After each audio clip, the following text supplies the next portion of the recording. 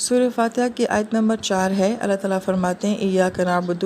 خاص آپ ہی کی ہم عبادت کرتے ہیں، و ایاک نستعین، اور خاص آپ ہی سے ہم مدد مانگتے ہیں۔ آیت مبارکہ پہ اگر غور کیا جائے تو اس کی ترتیب تھوڑی ہمیں مختلف نظر آتی ہے کہ ایاکا یہ پہلے آیا ہے، نعبد بعد میں آیا ہے۔ عموماً ایسا نہیں ہوتا۔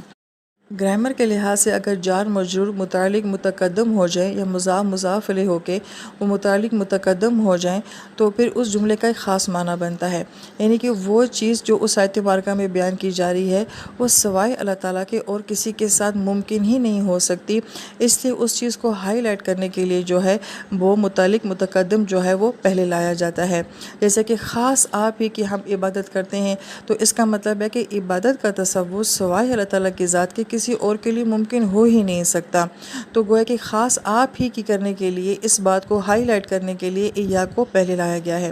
و ایاک نستعین میں بھی ہے کہ مدد صرف اللہ تعالیٰ سے ہی مانگنی چاہیے، لہٰذا اس ایمان کو، اس عقیدے کو مضبوط کرنے کے لیے ایاک کو جو ہے وہ پہلے لایا گیا ہے۔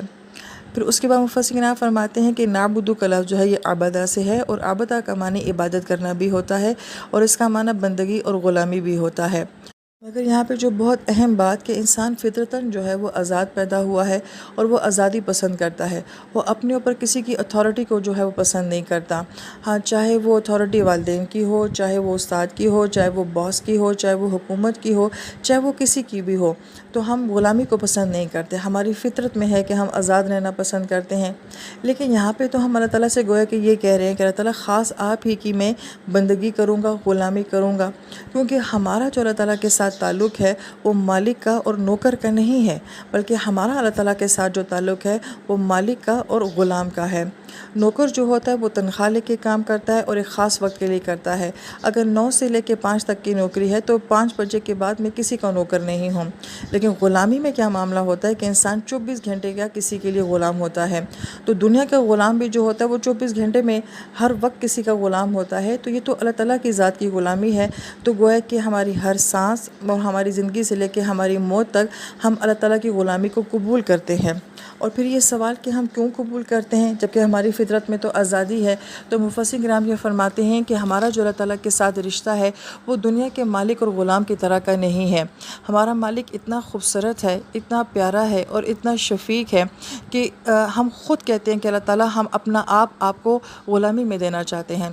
اور دنیا کا معاملہ یہ ہوتا ہے کہ غلام کا اپنا کچھ بھی نہیں ہوتا، جو کچھ بھی غلام کا ہوتا ہے دراصل میں وہ مالک کی ملکیت ہوتا ہے، جبکہ اللہ تعالیٰ کے ساتھ غلامی کا معاملہ کیسا ہے کہ جو کچھ بھی اللہ تعالیٰ کے پاس ہے اللہ تعالیٰ سب کچھ اپنے غلام کو دینا چاہتے ہیں۔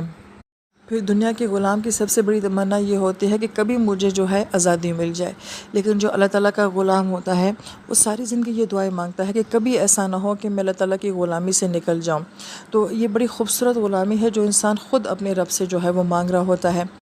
پھر مفسرین کرام یہ فرماتے ہیں کہ اس غلامی میں جبر نہیں ہے بلکہ اس غلامی میں محبت ہے۔ یہی وجہ ہے کہ نعبدو کا معنی جو ہے وہ عبادت سے بھی کیا جاتا ہے، کیونکہ عبادت بغیر عشق کے کچھ بھی نہیں ہے۔ عبادت نام بھی محبت اور عشق کا ہے۔ جس عبادت میں محبت نہیں ہوتی وہ محض ایک پریکٹس بن جاتی ہے، ایک عملی مشق بن جاتی ہے، مگر اس کے اندر حقیقت و روح نہیں ہوتی ہے۔ لہٰذا جو انسان جتنا زیادہ اللہ تعالیٰ کی غلامی کو قبول کرتا ہے وہ اتنا ہی زیادہ اس رب کی عبادت کا شوقین بھی ہوتا ہے۔ پھر آیت مبارکہ میں ایاک کا لفظ آ گیا ہے، ایاک خاص آپ ہی کی، تو گویا کاف ضمیر جو ہوتی ہے یہ حاضر کی ضمیر ہوتی ہے، براہ راست بات چیت کرنے کے لیے ہوتی ہے، تو گویا کہ انسان اپنی عبادت میں اپنے رب کے ساتھ براہ راست ہو جاتا ہے۔ اللہ تعالیٰ ہمیں ایسی کیفیت نصیب کرے کہ ہمیں اپنی عبادت میں یہ تاثر نصیب ہو کہ ہم واقعی اللہ تعالیٰ کے ساتھ براہ راست مخاطب ہیں۔ پھر اس کے بعد آیت مبارکہ میں کہا جا رہا ہے کہ نعبدو ہم عبادت کرتے ہیں، مضارع کا صیغہ ہے، یعنی کہ کرتے ہیں اور کرتے رہیں گے۔ ہم اپنی ہر عبادت میں اللہ تعالیٰ کے ساتھ یہ عہد کرتے ہیں کہ موت تک کے لیے میری عبادت، میرے سجدے، میری دعائیں، میرا سب کچھ کس کے لیے ہے؟ وہ صرف آپ ہی کے لیے ہے۔ اور پھر نعبدو جو ہے وہ جمع کا صیغہ آ رہا ہے، گویا کہ ایک عاجزی کا پہلو اس کے اندر آتا ہے کہ اللہ تعالیٰ میں نہیں، صرف میں وہ نہیں ہوں کہ جو اپنے آپ کو آپ کی غلامی میں دے رہا ہوں یا آپ کی محبت میں یہ سجدے کر رہا ہوں، بلکہ میرے جیسی ہزاروں مخلوق اور بھی ایسی ہے جو آپ کو چاہتی ہے، آپ کی غلام ہے، آپ کو سجدہ کرتی ہے۔ تو گویا کہ عبادت کے اندر کسی قسم کا کوئی فخر ہی نہ رہا، کوئی غرور ہی نہ رہا کہ یہ صرف میں کام کر رہا ہوں۔ اور پھر اس کے اندر ایک اجتماعیت کا پہلو بھی ہے کہ ہمیں ہر معاملے میں جو ہے وہ اجتماعیت سکھائی جاتی ہے کہ ہم سب نے مل کے جو ہے ایک اللہ کی عبادت کرنی ہے۔